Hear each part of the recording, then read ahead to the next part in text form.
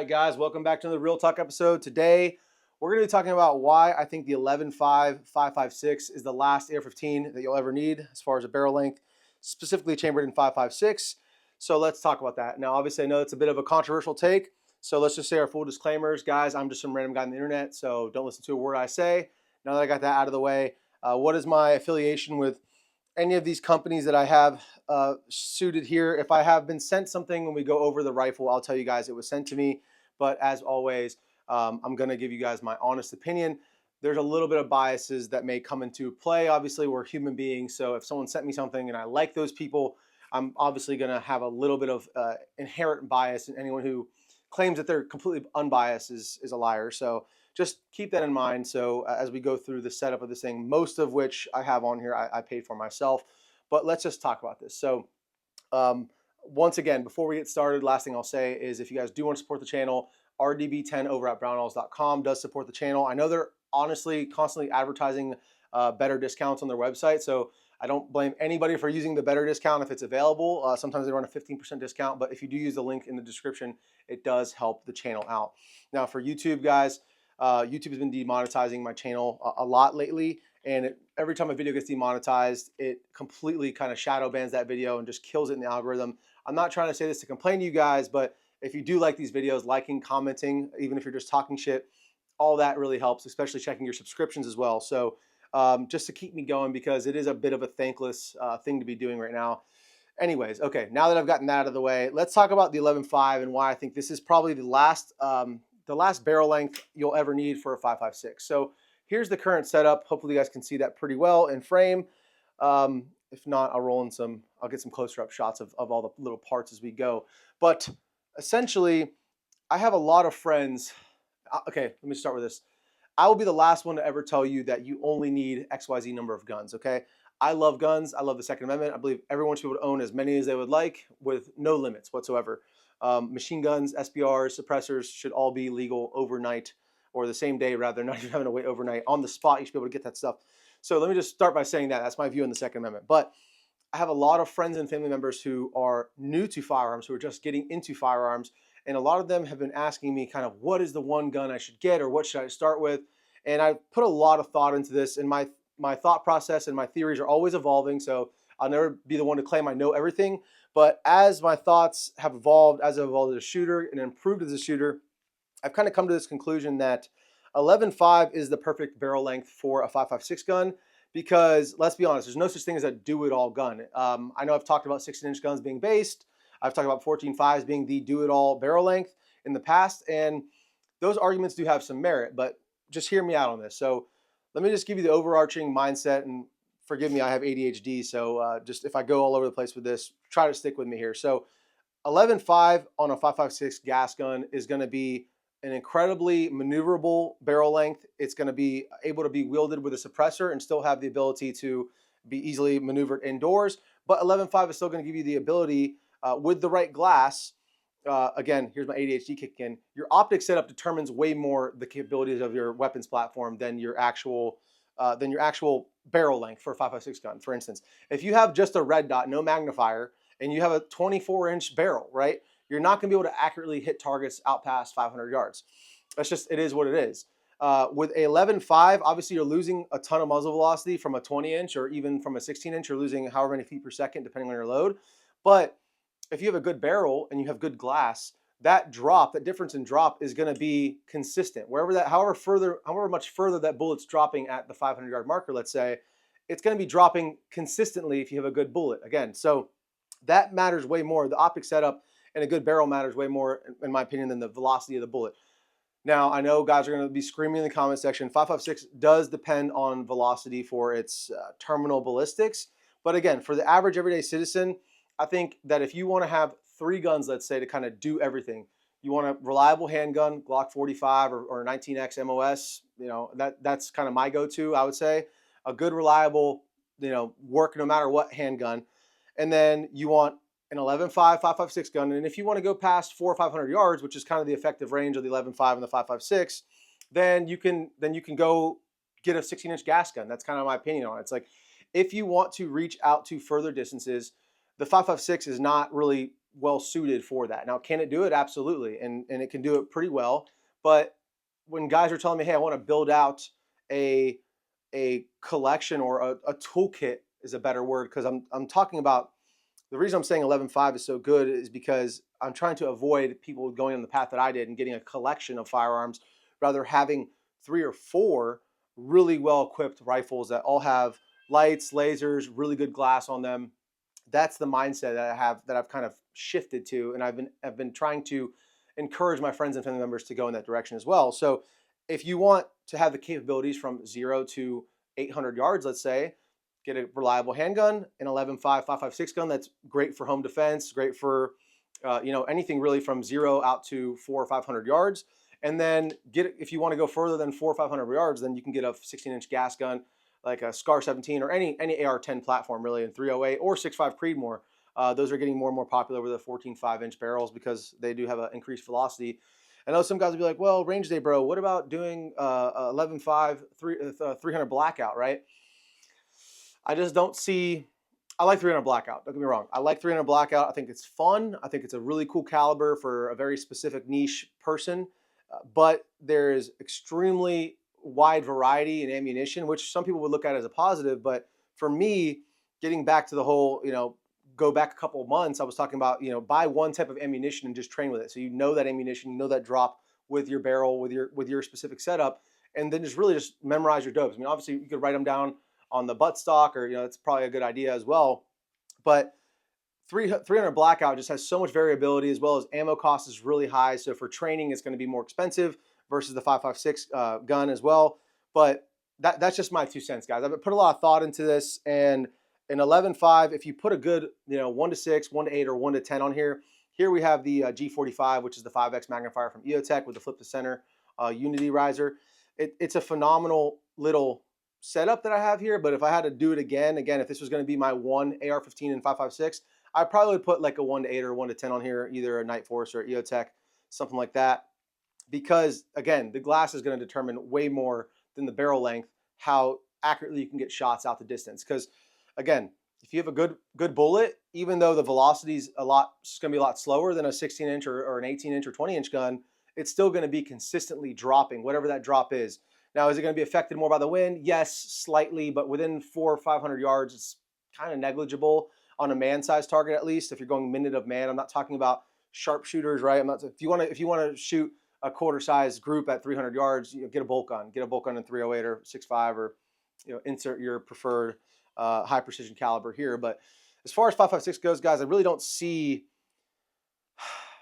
the need to go longer, especially for the everyday citizen, when this thing is absolutely going to be capable out to 400 yards. Again, I know nothing. Take it with a grain of salt. Let me know down in the comments what you guys think, but that's my 2 cents. This specific setup, and the reason I kind of, this gun really inspired this conversation, because Geisley, one of my favorite manufacturers, again, Geisley's never sent me anything. At one point, they gave me a little coupon code, a Camp Perry discount code, which was like 20% off on my URGI upper that I bought. But I bought all these Geisley parts during their Blem sale. I forget which holiday it was. They had a huge Blem blowout sale. And so this gun, just the way it's been running, has been absolutely what inspired this video, because it is shooting extremely well. It is super well balanced. And I'll just talk about the setup real quick before we end the video. So starting blast end to ass end, we're going to start up here at the front. We're running the Surfire RC2 SOCOM. So really old can, been around for forever. It's been tested and proven.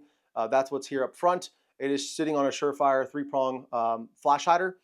They do have the ping. Again, we've talked about that many times on the channel. If you can hear that ping when you're shooting, you're not shooting fast enough. But this gun is specifically made to shoot only suppressed. So let's talk about that a little bit, because it is the heart of the rifle. So right here, let's talk about this barrel. So you guys can't see it right now, but this is the Daniel Defense SOCOM profile barrel that has been chopped down by D. Wilson Manufacturing. So it's actually originally a 14.5-inch barrel that came on my Brownells SOCOM DD upper that I got from them. But there was a mishap. I won't name names, but it was over drilled when I was doing the pin and weld on it. And the company drilled right through the muzzle device and right through into the bore of the barrel. So instead of just throwing it out, I sent it off to D. Wilson Manufacturing in Denver, Colorado, or wherever they are in Colorado, and they cut it down for me. I was told a lot of mixed things about whether or not you can cut down a chrome line barrel. And the answer is yes, you can, and it works just fine. I checked it out, had my local gunsmith, check out the chrome lining on the inside. It seems to have done pretty well with the way they did it. I don't think there's like flaking off or anything like that, but pretty cool that I was able to repurpose the barrel. And also the muzzle device is totally fine as well, even though it's been kind of jacked. I'll show you guys the actual damage here so you know what I'm talking about. So you could see right on the bottom, the muzzle device was drilled all the way through and actually kind of broke the back shoulder there, if you can see. But because that shoulder of that SOCOM profile barrel is so thick and the rest of the muzzle device is fine, it still remains concentric, so we're good to go. But that's kind of the core of the rifle. And in doing so and sending it to D. Wilson, we had talked about gas port resizing, because that's something they include free of charge when they're cutting your barrel down. And I actually told him, hey, I'm never going to be shooting this 11.5 unsuppressed, so let's leave the gas port a little bit smaller so that it's actually just runs better with a suppressor on it. It's not overgassed. And so what happened was, I believe, so it's a carbine length gas system, as the original SOCOM profile barrel is. It is a pin gas block, so that's cool. And carbine length barrel, so I think the gas port, I don't know what it was originally from Daniel Defense, but we had talked, me and I think his name's Dave, I forget, whatever the D and D Wilson is. And we had talked about it, and he recommended a 0.0635, I think it is. I'll put it in the comment section if that's wrong. If it's right, I'll just leave it. But we left the gas port relatively small, even though we chopped the barrel down. So we have less dwell time after that bullet passes the gas block. So typically when you're having a shorter barrel like this, you open that gas port up a little bit so you get more gas through to make the gun more reliable when you're shooting unsuppressed. But since, again, I'm running this thing only suppressed because it's an 11.5, I'm never going to shoot this without a suppressor, I left it a little smaller. And what that resulted in was an extremely well shooting, well balanced, and light recoiling firearm. It is actually kind of mind blowing. And in fact, it made this RC2 even quieter. I don't know the science behind that. Maybe someone who knows more about suppressors can let me know. But this RC2, I pretty much wouldn't dare shoot it, even with my URGI, my 14.5, without ear pro on. But with this kind of smaller suppressor only gas port on here, it seems quieter. Maybe that's just placebo effect. I have no idea. But I shot it a ton without ear pro on that day. Then I went out and shot it and just function tested it. And granted, we didn't put 5,000 rounds through it. It was probably about 350 rounds, but it ran flawlessly and it sounded amazing. And I'm so happy with this gun. And it's really cool that I get to have a SOCOM profile barrel without still being lighter than a short stroke gas piston system like the Sig Spear or the 417 from HK, or 416 rather. It's still a pretty beefy front end, but it's extremely wieldable. I mean, compared to a short stroke gas piston gun, it's still way lighter. I mean, it just feels really well balanced the way it's set up right now, even though it has that super thick SOCOM profile barrel in there, which is it's just a dream, man. I love this thing. That barrel and the job that D. Wilson did was phenomenal. So that is the core of the rifle. I guess the second most important thing on here is the CAC Industries downward venting bolt carrier group. Now, CAC Industries did send me this, okay? Full disclosure, they sent me this. I was not sold on it. I watched Hop's video on it, and I wasn't sure that it would really do enough to change, to justify the cost of it. You know, it's about the same price as regular BCG. This is their chrome line with the sand cutters and the downward vents. So instead of venting out the side of the gas port, it vents down through the mag well. Didn't change anything as far as like dirtying up my ammo. That's like a non-issue, I think. But what it did do with their dual ejectors is fucking consistently ejecting right between 3 and 4 o'clock, exactly where you want this thing to eject. And being that it's already tuned to be a suppressed system, it had extremely low gas. There was hardly any gas to the face. It was not noticeable whatsoever, especially for being an 11.5, shooting, high pressure ammo, military ammo through it. It performed phenomenally well. So I'm actually very impressed specifically with this thing in this upper receiver. I shot this same BCG in the Mark 18, and I think with the Polonium K on there, which is a little bit more of a gassy can, a little bit more back pressure on it. But I mean, it wasn't as big of a night and day difference on that gun. I mean, you could definitely tell a difference, but you still get some gas from between the upper and lower receiver. This little gap right here is kind of where that gas comes out. And it happens on a normal BCG as well. It comes out from there. But Instead of it coming just out of the ejection port, it kind of stopped coming out of the ejection port, and I just felt a little bit more coming out of this seam right here. But again, the CAC on here, I mean, it's going to live in this gun. It's never going to come out of here. I absolutely love this BCG with this barrel setup and this suppressor. It runs like a sewing machine. It's what got me so excited about this topic, actually. So with that being said, let's just go ahead and cover the rest of the stuff that we passed up on. We have a Surfire Vampire Mini up here with the ruggedized light cap from 100 Concepts. 100 Concepts did send me this light cap, so just full disclosure again, but I'm testing these out. I really like these things. They perform phenomenally well. They capture all the light. There's no risk of a white light negligent discharge there. So that's a really cool product, I think so. And moving back from there, I typically have this guy on here, which I took it off because it doesn't like to fit with the ball head mount that I have. But this is the new Samsung Manufacturing vertical foregrip. They lightened it up quite a bit, actually. It's pretty lightweight compared to the old one. They removed a little bit of aluminum from the interior. And so I usually have this vertical foregrip on here. The cool thing about it, you just saw me put it back on. It's that easy to take on and take off. It's just a screw in the bottom. The whole thing twists off, and then you can put it right back on.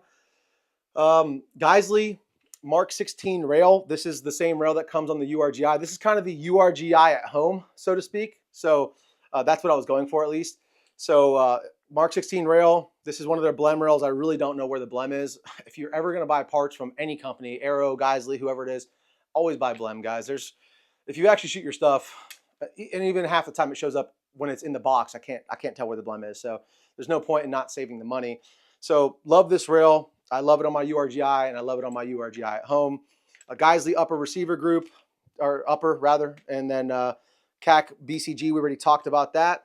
Up top, we are running an EOTech EXPS3-1. So that is like the aim point version of EOTech. So it's just a one dot in the center. There's no donut of death on there, which is really cool, especially for passive aiming with night vision, because that donut of death kind of clutters up your, under night vision, it kind of clutters up your sight picture. So I like just the one dot. It also is featuring the 100 Concepts ARD or kill flash in the front. Again, they did send me this. I'm testing it out for them, and it just pops right through the back and kind of snaps on the back here. So you don't have to take the hood off or anything. It just slides right through the front, which is really cool. And it's not distracting whatsoever if you remain target focused. I just made a post on IG about that, actually. So follow me on Instagram, RangeDayBro, as well. And you can see what I'm talking about. If you remain target focused, it's not distracting whatsoever. And then when you use the magnifier, you can't see it whatsoever. So that's on the Unity riser. And then we have the Unity flip to center magnifier with the EOTech G45 5X magnifier. I did recently get this for my birthday, this HRF Concepts magwell. Again, really cool. It just makes it a lot easier to reload under night vision, as Hops talked about a lot. He kind of talked me into this thing, and I'm not disappointed whatsoever. Actually, it's got like two dowel rods where this connects. It actually connects this way. I thought it connected this way when I first saw them, but it actually connects front to back. It slides on to the existing magwell on the mil-spec lower, and it's got two dowel rods and a big screw that goes through both sides, and it actually threads like into a brass fitting that's seated in the other side. So it's a lot more sturdy than I thought it would be, just from like seeing the pictures and videos of it originally. So I'm pretty happy with that. I'm very impressed with it, actually. So we talked about the HRF magwell. We have a Geisley G2S trigger in here. It's the cheapest Geisley trigger. I got that on the blem sale as well. And then got this guy right here, my favorite bolt carrier group. Now this thing, I think the spring underneath is a little loose or dirty because it does jiggle a little bit, but I don't think that's not because of the actual bolt catch, bolt release. That's I think a spring issue. I think I need to change that spring out. This is my oldest lower. This is my SBR Mark 18 lower. So that probably needs changed out, and then I'll get rid of that problem there. We do have a radian selector, ambidextrous on the 45. It's my favorite selector, really quick to actuate and easy to actuate with your thumb. We're running the Geisley airborne charging handle on here. This again was from their sale. So they had OD green ones left for like 70, 60 bucks, something super cheap, because they're usually like 115. So I snagged one of those. I know it doesn't match, but if you're really OCD, it might bother you. But mil-spec, buffer tube, BCM gunfighter stock, and Magpul K2 grip, just a regular oversized trigger guard. Not really sure who makes that one. I forget. And then lastly, Blue Force Gear sling, free Larry Vickers. It's a Vickers sling. Love that thing. And then I didn't mention already Sam's Manufacturing, RDB10 saves you 10% off over there. I don't get any kickback, but it does save you guys a little bit of money, and I like those guys over there. So if you guys want to pick up a VFG, they have a ton of cool products, but that pretty much summarizes the setup. Final thoughts and comments. Again, if you are new to the gun world, you don't have any AR-15s at all, you could pick up an 11.5. You can make it a pistol. It's really not that big of a difference. Pistol braces are back on the menu. So if you don't want to go the SBR route, you could just do a pistol, and that way you don't have to deal with the NFA BS. But again, if you have a good piece of glass on here, 11.5 is going to do everything you need to do out to 400 yards and even further. May lose a little bit of that ballistic expansion from the 5.56 caliber, but it's going to poke a hole in somebody. It's going to make them think twice about shooting back at you for sure. And if you want to go further than that, I mean, I think you should just upgrade to a 308 gun. I really do. If you want like to have 3 guns and 3 guns only, get you a reliable pistol, insert your favorite brand here, an 11.5 reliable AR-15. I know that CAC Industries is coming out with their own suppressed only 11-inch barrel or 11.5-inch barrel, so I'm really excited about that. I'm going to try to get my hands on one of those when they come back in stock. But get your hands on an 11.5 gun. It's going to do everything you need for 5.56 out to 400 or 500 yards, and then put a good piece of glass on it so you can just glass, identify, and then also spot yourself, spot your misses. That's one of the biggest things about shooting at distance. People don't realize is if you can spot your misses, you can make hits. Again, even if you're dropping an extra foot on an 11.5 versus, I don't know what it actually is. Look up the charts. If you're dropping an extra 2 feet, let's say, if it's dropping an extra 2 feet consistently, it doesn't matter. You're still going to be able to hit your target, especially for a man size, a minute of man type accuracy. My humble opinion, and then get yourself a 16-inch 308 that can reach out to 1,000 yards. My 16.5-inch HK, is it ideal? No. I'd rather have a 6.5 Creedmoor 20-inch barrel. That's a little bit easier. But that 16.5-inch 308 can get me out to 800 yards all day long, consistently, accurately, especially on a man-sized target, and even smaller than that. And there you go. Now you're less of a liability from 0 out to 800 yards, and you have the tools you need to achieve that. Now, if you just want one gun, then yeah, maybe a 14.5 or 16-inch AR-15 is a better route to go. But when I'm advising my friends and my family members, it's like, okay, I don't want to say it's unrealistic, but like, if you want to build a little bit of a tool belt, get a good handgun, 11.5, 5.56, and a 16-inch 308 gun, and then you cover all your bases. I know some guys gonna be in the comment section like, what about a shotgun, bro? And it's like, dude, I'm not your guy if you want to talk shotguns. I mean, I like the Benelli M4. I don't own one. It's kind of a dream shotgun of mine, but with drones coming back into the battle space, they seem a lot more realistic now than they did before with these modern wars in Ukraine and in Israel. We see a lot of drone bombings happening, and so if you got a drone coming at you, I'd rather shoot it with a shotgun than a 5.56 round. But I digress. That's something. That's a conversation for another video. So that's pretty much going to be it, guys. Once again, all these videos are completely being demonetized and shadow banned by YouTube with their new rules. So hopefully my channel doesn't get striked and taken down for this stuff. But I'm going to keep doing me. I hope you guys enjoy this. If you do enjoy the content, you can support the channel by doing a super thanks right below the video. It's like Patreon, but right here on YouTube. That goes directly to me, as well as Brownell's RDB10. Again, if that's not the best code available to you, if you use the link in the description, it should take you there, and I should still get credit for that. I should, but I don't really know how all that works. I don't really have any way of tracking that, so I hope it's actually working. But then lastly, liking, commenting, and subscribing, guys, because it just shows YouTube that these videos are valuable to you guys, and sharing these as well. So any bit of love you guys give is much appreciated. I'm back on my fitness journey. I just got my new Garmin watch, the Tactic 7 Pro Ballistics, so pretty excited about this. So going back to drinking more water, praising God, asking for forgiveness, and loving your neighbor, and just exercise, guys, because at the end of the day, if you can't perform or you can't run up a flight of stairs without going out of breath like me right now, then you're not going to be much of an asset. So I'm really going to be focusing on my fitness in the next few months, and hopefully we can all go through this journey together, guys. Besides that, love you guys. Stay safe. Talk to you later.